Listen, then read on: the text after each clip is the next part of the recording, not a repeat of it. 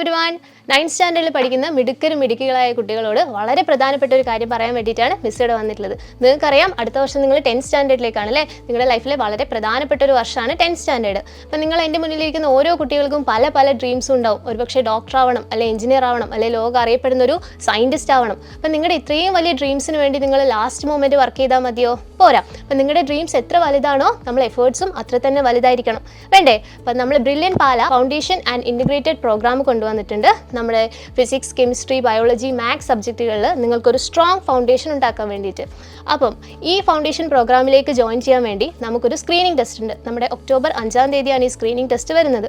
അപ്പോൾ നിങ്ങൾക്കൊരു സംശയം ഉണ്ടാവില്ലേ, എന്തൊക്കെയാണ് സ്ക്രീനിങ് ടെസ്റ്റിന് വേണ്ടി പഠിക്കേണ്ടത് എന്ന്. അപ്പോൾ ഫിസിക്സിലെ സിലബസ് പറയാൻ വേണ്ടിയിട്ടാണ് മിസ് ഇവിടെ വന്നിട്ടുള്ളത്. അപ്പോൾ നമുക്ക് സിലബസിലേക്ക് പോകാം.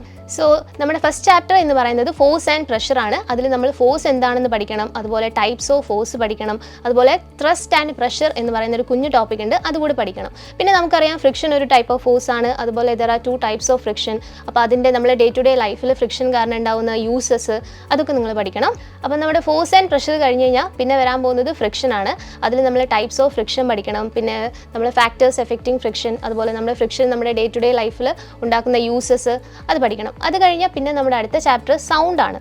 സൗണ്ടിൽ characteristics of sound like pitch, loudness, intensity ഇതൊക്കെ പഠിക്കണം. പിന്നെ നമ്മൾ എങ്ങനെയാണ് സൗണ്ട് പ്രൊഡ്യൂസ് ചെയ്യുന്നത് അല്ലേ, പ്രൊഡക്ഷൻ ഓഫ് സൗണ്ട്, അതുപോലെ പ്രൊപ്പഗേഷൻ ഓഫ് സൗണ്ട്, പിന്നെ റിഫ്ലക്ഷൻ ഓഫ് സൗണ്ട്. പിന്നെ നമ്മൾ റിഫ്ലക്ഷൻ ഓഫ് സൗണ്ടിൻ്റെ ഒരു എക്സാമ്പിളാണ് എക്കോ അല്ലേ, എക്കോ, അതുപോലെ റിവർബറേഷൻ, പിന്നെ ഇൻഫ്രാസോണിക് സൗണ്ട്, അൾട്രാസോണിക് സൗണ്ട്. ഇത്രയാണ് നമ്മൾ സൗണ്ടിൻ്റെ ചാപ്റ്ററിൽ പഠിക്കാനുള്ളത്. പിന്നെ നമ്മൾ അടുത്ത ചാപ്റ്റർ എന്ന് പറയുന്നത് കെമിക്കൽ എഫക്ട്സ് ആണ്. കെമിക്കൽ എഫക്ട്സിൽ നിങ്ങൾ ചെറിയ ക്ലാസ് മുതലേ പഠിക്കുന്ന കണ്ടക്ടേഴ്സ് എന്താണോ, ഇൻസുലേറ്റേഴ്സ് എന്താണ് എന്ന് പഠിക്കണം. പിന്നെ ഇലക്ട്രോപ്ലേറ്റിംഗ്, അതുപോലെ ഇലക്ട്രോപ്ലേറ്റിങ്ങിൻ്റെ അപ്ലിക്കേഷൻസ്, പിന്നെ LED എന്ന് പറയുന്നൊരു ചെറിയ പാർട്ടും. അപ്പോൾ ഇതാണ് നമ്മൾ കെമിക്കൽ എഫക്ട്സ് എന്ന് പറയുന്ന ടോപ്പിക്കിൽ പഠിക്കേണ്ടത്.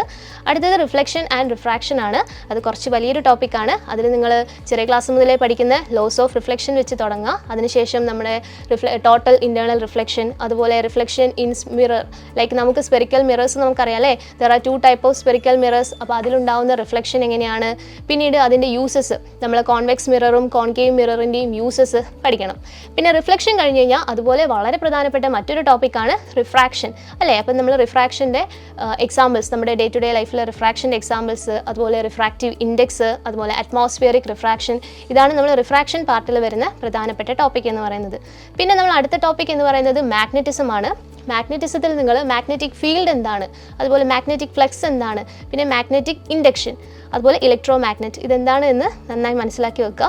ഒപ്പം പിന്നെ വരുന്നത് മോഷൻ, ലോസ് ഓഫ് മോഷൻ ആണ്. ലോസ് ഓഫ് മോഷനിൽ നമ്മൾ ന്യൂട്ടൻ്റെ പ്രധാനപ്പെട്ട 3 ലോസ് ഓഫ് മോഷൻ പഠിക്കണം. അപ്പം നമ്മൾ ഫസ്റ്റ് ലോ പഠിക്കുമ്പോൾ തന്നെ നമ്മൾ ഇനേഷ്യ എന്താണെന്ന് പഠിക്കും അല്ലേ, അതുപോലെ നമ്മൾ ഇനേഷ്യ എന്താണെന്ന് പഠിക്കണം, മൊമെൻറ്റം എന്താണെന്ന് പഠിക്കണം. അപ്പോൾ ഇതാണ് നമ്മൾ ലോസ് ഓഫ് മോഷൻ പാർട്ടിൽ വരുന്നത്. പിന്നെയുള്ളത് ഇക്വേഷൻ ഓഫ് മോഷൻ ആണ്. ഇക്വേഷൻ ഓഫ് മോഷൻ അഥവാ motion and equations of motion ആണ്. അതിൽ നമ്മൾ ആദ്യം തന്നെ ബേസിക് ആയിട്ടുള്ള ഡിസ്റ്റൻസ് എന്താണ്, ഡിസ്പ്ലേസ്മെൻറ്റ് എന്താണ്, അതുപോലെ വെലോസിറ്റി, സ്പീഡ്, ആക്സിലറേഷൻ, അതുപോലെ നമ്മളെ 3 ഇക്വേഷൻസ് ഓഫ് മോഷൻ ഉണ്ട് അല്ലേ. അപ്പോൾ അതുമായി ബന്ധപ്പെട്ട് കുറച്ചു അപ്ലിക്കേഷൻ ലെവൽ ക്വസ്റ്റ്യൻസ് ഒന്ന് ചെയ്ത് നോക്കുക.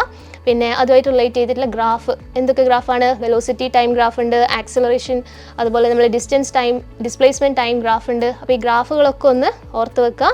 പിന്നെ speed, velocity, acceleration etcetera.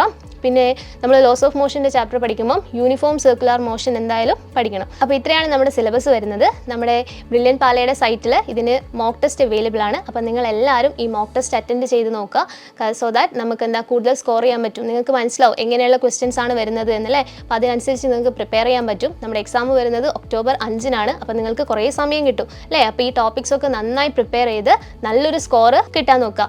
So that നമുക്ക് അടുത്ത വർഷം നിങ്ങൾ എല്ലാവരും നമ്മുടെ ഫൗണ്ടേഷൻ പ്രോഗ്രാമിൽ ഉണ്ടാവണം. അതിനുവേണ്ടി ഞാൻ എല്ലാവരെയും വിഷ് ചെയ്യുന്നു. All the best.